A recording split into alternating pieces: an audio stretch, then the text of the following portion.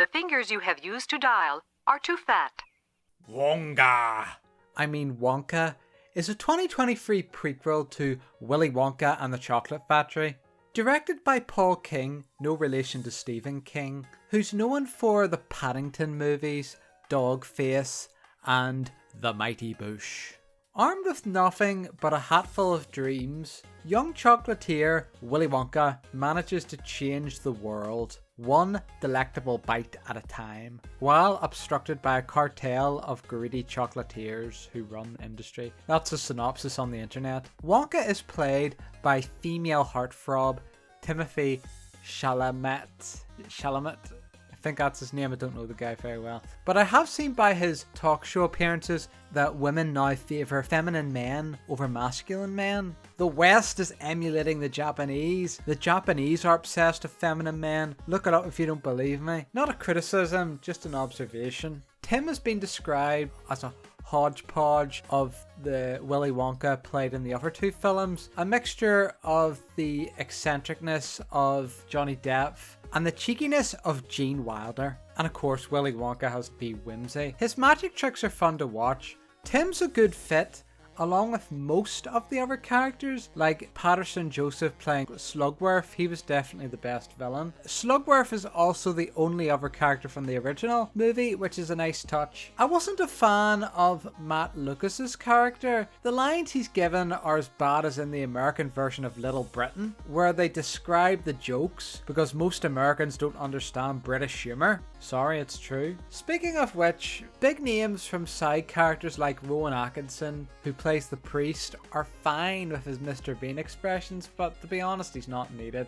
Less known actors would have been just as good and should have been given a chance, and it would have lowered the movie's budget as well. Hugh Grant is funny, though I think Warren Davis or Peter Dinklage would have been thrilled to play Oompa Loompas, but political correctness had other plans. Like The Chocolate Factory, Wonka is a comedic musical, which surprised my family members watching for some reason. Instruments and singing's pretty good.